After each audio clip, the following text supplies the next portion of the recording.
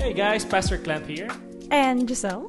And this is TOFU Soup, where we let our thoughts simmer. Yeah. Welcome back. Welcome back to our third podcast. pod. So, how about, again, as traditionally, a little toast for our tofu soup of the day. Toast, cheers. And what kind of soup is this? So this is what we call the Thai rice tofu soup. Thai rice tofu soup. It has rice on it. Cool. Pretty cool. There's everything you need in here. Mm-hmm. Oh, that's so good. This is like really arroz caldo. good. It's the first time it's like arroz caldo, Yeah, this is really good. but with a twist, with a lot of things in it. This is good. Yeah. By the way, shout out to Rice and Spice Thai. Thank you. We're open for sponsorship if you wanted to, but yeah. But thank you. The official podcast of Rice and Spice. Yes, sir. Amazing. I wish. I wish. But maybe you're wondering, we have another guest for today, and we have Mimi Imperio. So, Welcome to the podcast. all right, tell us more about you, Mimi, and what do you do for a living, or what do you do for fun and whatnot? Yeah. I have been a part of the young adult group here for a while now, here at Moreno Hills Church, and I'm really excited about the podcast starting. I also like to listen to podcasts in my spare time, so that is, I guess, one of my hobbies, and I am looking forward to what it has to share with the world. Yay, of course. So, Yeah, and you may remember that she was our producer in the first episode. yes, ma'am. Off screen, so now she is on screen as an official guest of the podcast. Right. Welcome, Mimi. And well, today we're going to discuss a really interesting topic, and also something close to my heart, because I don't consider myself as part of it now, since I don't know, because we'll see how it goes as my first baby is coming. So we'll pray about that. But of course, we're going to have some insights from Mimi, which is today we're going to talk about minimalism. Yes. Yeah, minimalism. So yeah, maybe I'll ask the first question. Mm-hmm. Yeah. So what is minimalism? And can you share your journey about the topic minimalism? What's your journey? How it started? How it goes? So to me, minimalism is an approach to life. It's a way of life that embraces simplicity and that uses as its focus on a clarity of purpose, of intention, and finding meaning in everything that you do, that you have, and that you are. And my journey in minimalism, I think the earliest kind of core formative memory that I have was several years ago when I went on a month-long trip, and I basically lived out of a small suitcase, carry-on sized, and it was actually fine. Like I had never traveled away from home for that long before, and definitely if in any other circumstance I would have packed probably more stuff, but it just so happened that I couldn't. And I didn't miss it at all. It was actually a lot of fun, and I realized that I had a lot more time to just spend on focusing on being with the people that I was with, having quality time with them, making memories with them. Yeah. And instead of worrying about keeping track of all of my things, what I had to wear. And nobody else cared that I wore the same things for 4 weeks straight. And ultimately, like to this day, that trip and the memories that I made there are what I cherish more than anything that I would have brought there, even anything that I would have brought back as a souvenir either. Wow. Wow. That's good. Yeah, like That's having cool. what really matters. Just talking about what really matters most in your life. It's not, I love that you mentioned about, nobody even noticed. Nobody even noticed that I have few stuff. Yeah. And that's the thing. Sometimes I think, here's the thing. Sometimes we think that people talk too much about us, or, they care more about. Yeah. The real thing is that they actually don't. Yeah. We have a very heightened importance of ourselves Right. in our Like minds. we are the main character. Yeah, we're not. We're actually not.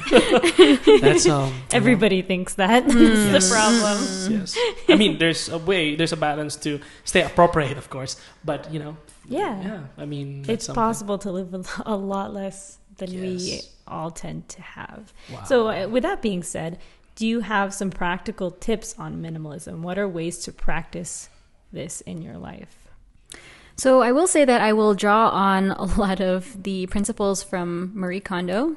Shout out hashtag KonMari method. Yes. Because that was one of the other things that the next thing I think that kind of launched me on this journey in minimalism was discovering Marie Kondo. And I have to kind of take from her method.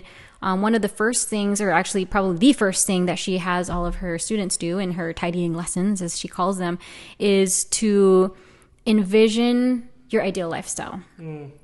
And from that, everything else will follow. Because ultimately, minimalism isn't about what you get rid of. It's about what you keep and what you do focus on. Wow. The things that you get rid of are things that you get rid of because they are distractions, because they are superfluous, because they are not helping you towards whatever your goal is. And so as Christians, the way that we should be focusing our lives is on what God wants us to do, right? So whatever his purpose for our lives is, that is what everything that we do, everything that we buy, everything that we have in our house should be focused towards. And so she has her clients do this exercise where you have to pick up every object that you have and look at it and think, does this spark joy? That's the question that she asks them to ask themselves. And I would say that for us as Christians is maybe that's part of it, but also, does this serve a purpose? Does this serve God's purpose in my life? Yeah. And that doesn't even just have to be with objects. It can also be with the way we spend our time, for example. I could tell you about many times in my life, probably now included, unfortunately, where I do have to kind of take a step back sometimes every now and then and look at the things on my calendar, look at the things on my schedule. If I were to take that and figuratively take each activity, everything that I have planned, and pick it up, so to speak, and look at it and say, does this spark joy? Does this serve God's purpose in my life? Would I keep that thing? Wow. Yeah. Wow, that is really interesting. Because, I mean, I love that how you connect your spiritual journey to the world of minimalism and its view. Because, sometimes, we're living in this generation that more means success. The more you have, it means you're more successful. And sometimes, as a pastor, I would resonate with that because sometimes we're tempted to make more programs without value on it. And I think that's really important because it doesn't matter. I mean, it doesn't equate more programs equals to success and spiritual growth. Because I think, less is more. Yeah. Less is more. So I love that thought about. Can I just bounce off one of the things that you said first? Because Go ahead. I did read this quote once that people like to say that more is better. And minimalists will say, sometimes they'll say, oh, less is better because less is more. But also one way to look at it is more is not better. Better is better. Ooh. And minimalists will often look at this and say, oh, this means that you should, instead of buying a lot of stuff, you should buy just like maybe one or two really good quality things. And that's true. I think that there's a lot of value in that. But also, like you were saying, for example, the way that we spend our time or choose to focus our mental energies and work on projects is, are we focusing on creating a bigger amount of things or a greater number of things? Or are we focusing on making sure that what we do counts and matters and makes a difference? Amen. Yeah, there's a huge emphasis on both consumerism and also just maximalism in what you do with your life, living your best life and achieving the most that you can achieve. Whereas maybe some of those things you don't even want to do. Maybe some of that is like, I don't actually want to be that person, but it just seems like society wants me to be that person and to have these things. Yeah. Especially now we're living in a fast fashion. Like everything is disposable. Fast fashion. you can buy it in Temu or because it's cheap and it's a trend, and you can dispose it right after, and it just clutters your space. But I think it's not just the space that you want to declutter; it's your mind as well. It affects your mind and your well-being, and and I would say it's like just like as we connected to our spiritual walk. It's like sometimes we rush into things and without any value rather than taking it slow. Like how we manage time. How about just take it slow, absorb everything, cherish every moment you have in Christ rather than putting a lot of things. Like trying to impress God. Being spiritual, I'm trying to impress God. I want to do this so that God may be glorified. Yes, that's a good thing. But you know what? The real thing is that God doesn't even want those. Yeah. He needs value, quality, rather than quantity of that. So and going on that, so when it comes to minimalism, a lot of different views on it, and there's a lot of untrue things. So can you tell us a little more about what are some myths and misconceptions, things that minimalism is not? I think one of the common things that people will say about minimalism is one, that it's boring, because when they think about like what does a minimalist lifestyle look like, they imagine perhaps like a tiny house, a small white apartment with all like matching very few like pieces of furniture, white, gray, and they say, oh my goodness, that's so boring. Or they have this idea, this preconceived idea of what minimalism should look like, but that, I think, doesn't hold true to what the underlying philosophy of minimalism is, because the whole point of it is to focus on what's important. And for different people, what's important may be different things. Right. So, for example, I have some family members who one of their spiritual gifts is hospitality. And having people at their house, having people over for meals and things like that is one of the ways in which they minister to other people. And so for someone like that, it is important to have more plates, to have more chairs so that people can have a place to sit down when they come over. Or even if if you are a person who's being hospitable and always having people stay at your house and sleep at your house, it is important for you to have that extra air mattress and to have that extra set of linens and bed sheets and things like that, or even extra clothes that they can wear, because you are using that in your ministry. For another person, maybe that's not their gift. Maybe that's not the way that they minister to other people. And so those things are better served by being donated to someone else who can actually use them. So it doesn't have to always look the same. I think another thing too is that, I guess in terms of kind of going along the same thought, it doesn't have to look a certain way and it doesn't have to be boring. People think that when you get rid of more stuff, then your life will become boring because you don't have as many things, you don't have as many gadgets. Maybe a lot of what they used to do for fun is actually to shop and to accumulate more things, and so you no longer have that as a pastime. But when you are embracing minimalism and trying to focus on what you already have and trying to be content with what you have and creating that space for yourself, one, you have more physical space, but also you have more mental space, and you have less distractions, so you can be more creative. So you consume less, you create more. Wow. I love that. Yeah, really love that, because I know we are born to be creative, to create and create and create. We channel our creativity in having more rather than giving space to be creative and to innovate. There's a very I want and I need to have culture. Yes. By the way, being a minimalist doesn't mean you're cheap. No. Yeah, it doesn't mean that you're cheap, and it's more of like, as you mentioned, purpose, mission, and direction.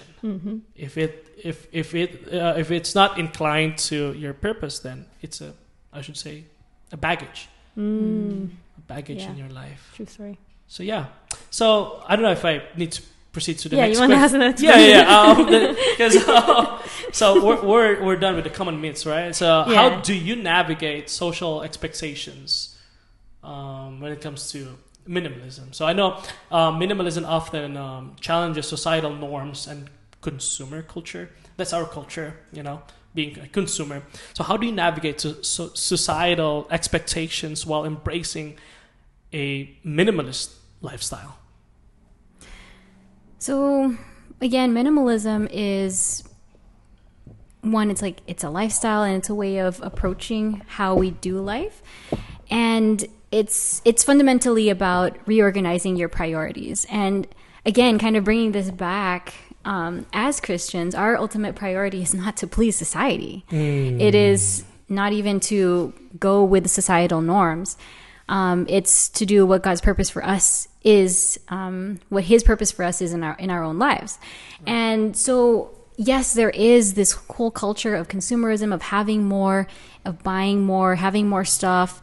And maybe your neighbors will look at you weird when you start coming out with a bunch of bags of things that you're donating, and they see you wearing kind of the same clothes much of the time, which I would love to do, by the way.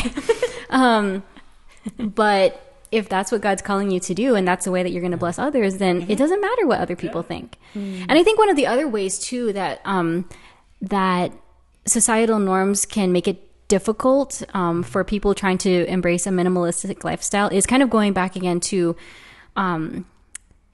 sometimes we forget that this whole consumer culture and wanting more isn't just about having things, but also having maybe intangible things. So things like, and you kind of alluded to this earlier about having status and having prestige, and maybe Flex. maybe you want that big house because of the prestige it gives you. Maybe you want that car or whatever it is, or that position, that job. But are you taking a step back and looking at what God's purpose is again for your life and saying, oh, does God want me to have this job, or do I want to have this job because of the status that it brings to my life and maybe the money that it brings to my life? And it's just a way of making our decisions in our life based on something else. Again, why are we making our decisions based on what society wants us to do anyway? Wow. It's true. Wow. Yeah. All right. So, do you have a memorable experience lately that has reaffirmed your commitment to minimalism? And would you like to share about it? Yes. So, this past summer, due to unforeseen circumstances, we were not able to live in our house and had to pack up everything, put it into storage, and move with a small bag of stuff into a hotel where we stayed for an extended period of time. Quite a long time, actually. Months. Yes, well, we don't mention that. But anyways. Sorry. And it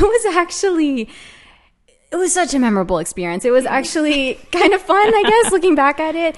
Some parts. Living out of a bag again. Yes, I unpacked and I put my things into one half of a drawer. And it was great to have that perspective again of re-simplifying my life, because I had re-simplified my life before, but things change and you start to kind of forget things. And if you don't continue to reorient yourself and recenter yourself, then it's easy to surround yourself with distractions yet again. And so this kind of externally forced me and my family to have to focus on, okay, what is actually essential for me to live for an indefinite amount of time, and it's actually not much. Yeah, it's not a lot. It's not a lot. And I think if I had to think back on some of the best parts about having that experience was getting to wear my favorite clothes all the time, because that's all I had. And the other thing probably was having a really organized kitchen. Because to me, one of the things that's important to me, and I hope one of the ways that I can minister to the people around me is through cooking and through making food, and just having that clean, neat space where I didn't have all of the clutter of all the half-eaten bags of snacks and different things that are not necessarily being used in that moment to what I needed to make. Because again, what do you really need to be able to make a meal? Not much. And so it just really decluttered that space both physically and mentally for, again, going back to the creating space for creativity. Yep. Yeah, that's Wow. true. That's amazing. Now, but in our spiritual life, I think there's also, I think God wants us to be minimalist spiritually. And I think that's the goal why God created the Sabbath. I know, I think we discussed this before in our series Rhythms. And the connection between minimalism and Sabbath. I know there are a lot of comments and division between about the view of minimalism, but the main principle is there. By keeping the Sabbath is not really about being fancy. It's not really about how the production is good. Yeah. It's about how sincere you are as you worship God. And worship, oh dude, sometimes we put worship and we define worship as, we need to have songs, sermons, and whatnot, But actually, in the Old Testament, the Hebrew word is hishtahava, which means licking your master's hand like a dog. Yeah, okay. Hishtahava means licking your master's hand like a dog. And that's translated now into... Yeah, like worship. That's the Hebrew word for worship. Every time it mentioned worship, the word is hishtahava. And if you translate it word for word, and its meaning, and it's like that, because it shows that worship, it's not about what you can achieve for God. Yeah. It's more about what you can offer to God and serve God. Yeah. And like a dog, you're just so loyal. Like loyalty, that you want to offer your life for your master. Yeah, that's that resonates because I've had to take care of a dog this past week. Okay, and whenever he'd come up and lick my hand or try to get my attention, right. It's not like he's bringing me anything. He's not going to give me gifts. He's not going to. He lives a very minimalist life. I mean, doesn't have much at all. But what he gives me is his devotion, and he wants to spend time with me. For most of it, I would be like, "What? Are you hungry? Do you need to go outside?" And he's like, "I just want to be with you. I just want your attention." And that's kind of what you're saying is our relationship with God. There's nothing we could offer Him except our open hearts. So that's a true minimalism in spirituality. So now let's move on to our next segment, which is Guilty as charged. All right, in this segment, you guys can take sips of soup if you resonate with the question that I ask. I only have a few in honor of minimalism. Yeah. Okay, but here we go. The first one. Have you ever bought things that you don't truly need or purchased impulsively? Oh, absolutely. Of course.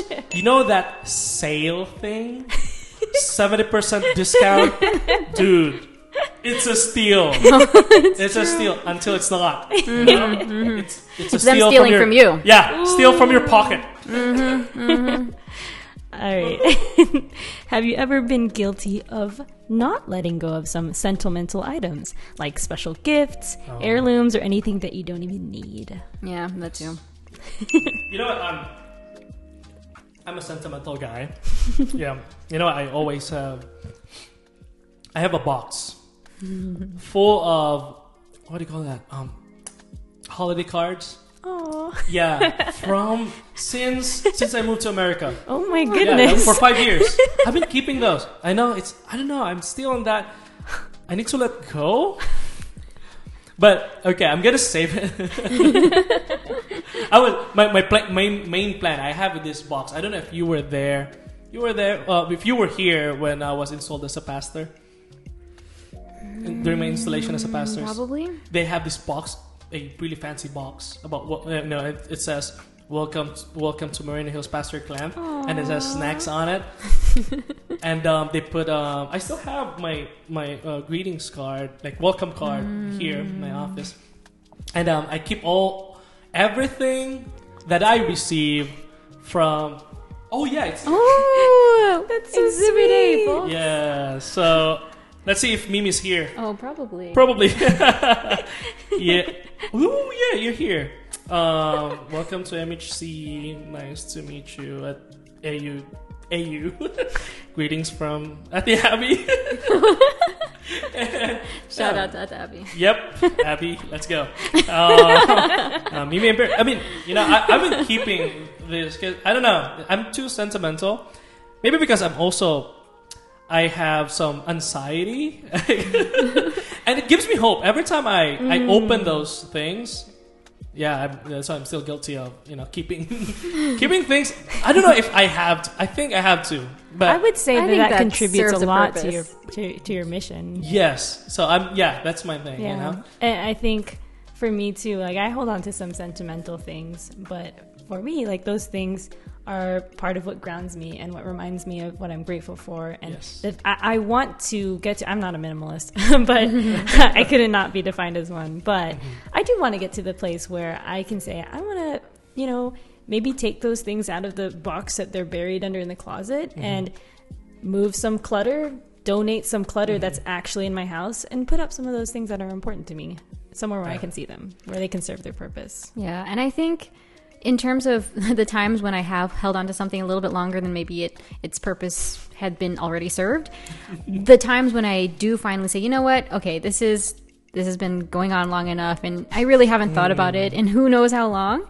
And then when I do let it go, there is such a feeling of freedom that comes with it. And just realizing that you want to live in the present moment. True. Wow. And to surround yourself with what is actually important to you now. Yeah. Wow. Kind of going back to, turning back from no longer looking behind, but looking forward. True. Are you resonating with this? Yes. Like letting go of your past. Yeah. Letting go of your past and move on and build another memory. Having the freedom to, build another memory. Exactly. That's so true. Yeah. Woo. All right. Have you ever gone to an extreme of minimalizing and like got rid of too much or got rid of something that you're like, oh, I wish I didn't? Like, have you ever had regret about that? I think for me, even though I'm not a minimalist, the things that I have gotten rid of, I don't regret. Like, I've never been like, oh, I missed that. I don't even remember. Yeah. Like, oh, that shirt that I donated. Like, I really wish I had that shirt. No, I've never thought that. Especially if you're donating. Yeah. Yeah. Because then it's going on to serve another purpose. Exactly. Yeah. I would highly recommend donating things rather than throwing them away. Yeah. Please. Or send it to, The Philippines. that's what we always do.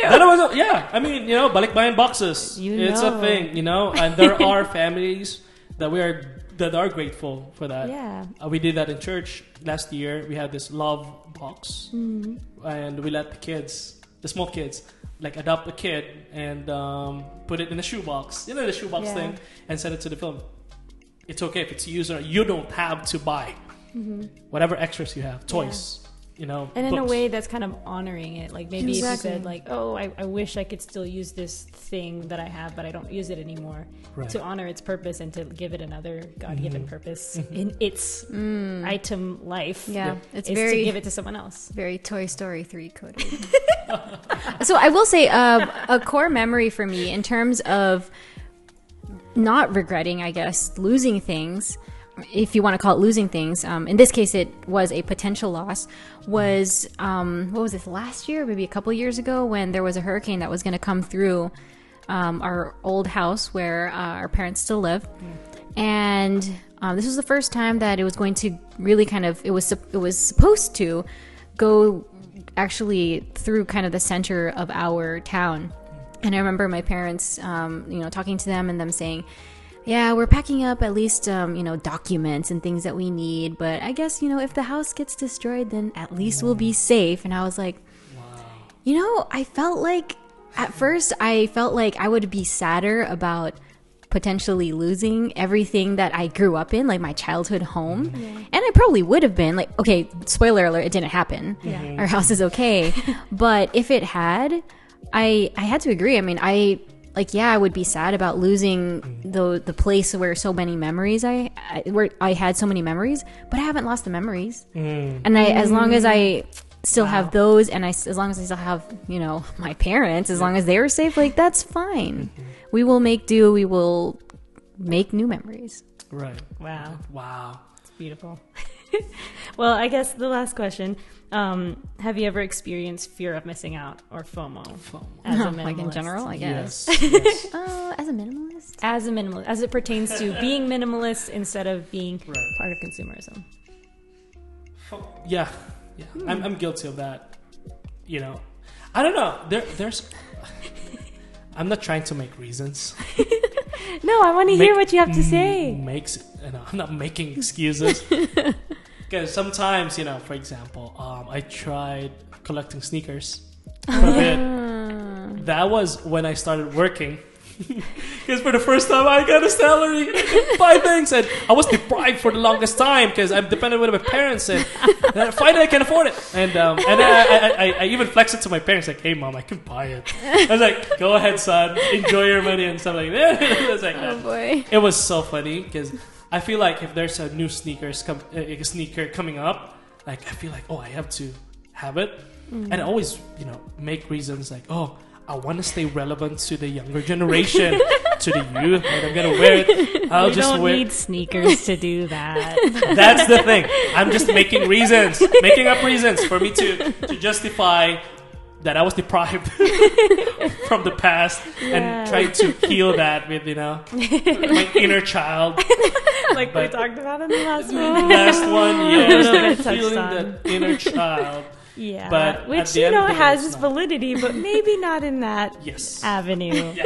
Yeah, I can relate to feeling a little bit of FOMO, and not in things, but in activities, or like people who like to do things or like go out, or I don't know, who have better weekend plans than me, and maybe I see that and I'm like, maybe I should be doing that. Like, do I not? Because I like to spend my weekends in my house and just chilling, and then I feel, oh, maybe I should be doing more of that. But for me, I guess that is one way I practice minimalism, is I focus on what's important to me, getting that rest that I need every weekend, and taking care of what I need to do at the house. So that's one way I honor my own what's important to me.